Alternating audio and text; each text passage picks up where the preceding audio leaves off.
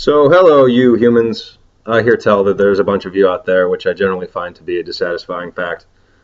My friends have convinced me that what I really need is an outlet for the incredible amount of rage, bile, and aggression I have on a daily basis, because I hate all of you. Every last one of you. Now, don't get me wrong, I love the concept of people, but that immediately falls apart when you start meeting them. They're scumbags. What really annoys me every day I wake up, I am forced to remember that many people who are in my family, the human race, are going to die today. And the overwhelming majority of those people don't have it coming and could be saved. It would be pretty much easy. We can prove that humanity has more than enough resources, more than enough time and patience to save every life, but we don't. And there's an enormous amount of finger pointing. There's this guy's fault, that guy's fault. I gotta make one thing clear to you. Every human you will ever meet is nothing more than a dumb animal. They are dumber than a sack of hammers, and they are only the products of their stupid, awful environment shaped by other dumb animals. This means that essentially no one is actually at fault. There's a long cycle. Apparently Adam and Steve are at fault. I don't know who fucked up first. Probably Adam. I don't even like that name. The point is, it means human, by the way, so that's your first indicator that that guy's up to no good. The point is that no one is technically the reason there are terrible things in the world. The case is that while no one is at fault, everyone is still accountable for their actions. Because if no one is at fault, then, let's all run free and murder people. No, it doesn't work that way, I'm afraid. Everyone is responsible for what their dumb, horrible family gets up to. We all have the power of influence over each other. You have more influence over the people you'll meet than you have over yourself. I could walk up to you and poke you in the eye, and it would take this much effort. It would ruin your fucking week. You would be talking to everybody you know about how some random fuck poked you in the eye, and it was fucking metal. In one breath, I can tell you, you look as gorgeous as the day I met you, YouTube. I would be lying. But it would still make your day if I stopped you on the street and gave you $1 and a high five, and it would cost me $1 and a high five to do it, and it would be worth so much more to you. We're all responsible for the well-being of each other, but, unfortunately, everybody is too fucking stupid to get this through their heads. We have a wonderful, wonderful system for making this all shit work. I love it. We call it capitalism. Basically, how this goes is that every single dumb fuck on the planet has to earn their right to live, earn their right to survive in any way by working, almost always doing something stupid. Because I gotta tell you, most of the jobs that exist right now are to fulfill a purpose that doesn't need to happen.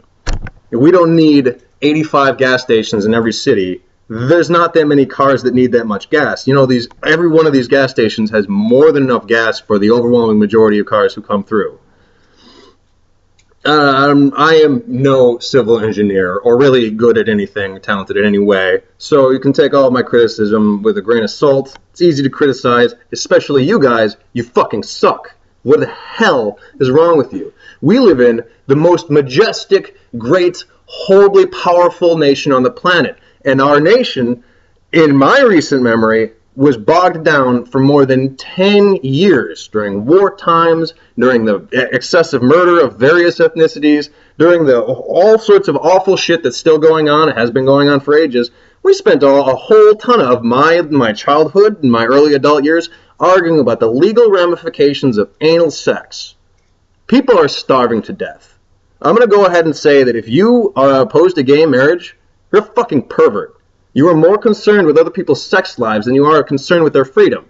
You are more concerned with your belief in magic, which, by the way, I'm going to just pull this band-aid off right now. If there is a God, there's definitely not an afterlife. If there is an afterlife, you have no reason to believe that. It should be a completely unexpected thing because the only evidence we have for it comes from the single most biased sources possible. Speaking of religion, because I can do that a lot, I'm going to end up making a lot of these videos because I really hate you guys. Just so much. Just deep down in the cockles of my anus. I fucking hate you all. Religious people, Christians, have no business being capitalist. This is what's so fucking hilarious about capitalism, is that there's fuckloads of Christians doing it. You guys know in the Bible it says a thing or two about wealth, right? About how it's not that good, about how you should give up the wealth that you have. Basically, every person who approached Jesus and said, "Hey, I want to be a Christian," he said, "Well, are you rich? Because you can't do that. You know, it's easier to camel pass through a needle's eye to get a rich man to get into the kingdom of heaven." I don't know how you guys interpret that, but I interpret that as that a camel cannot pass through the eye of a needle. Like, I want to see anybody do that. You'll get camel spaghetti, and that's not a camel. That is camel spaghetti. It's fundamentally different. You're not going to heaven if you have more money than you need to survive.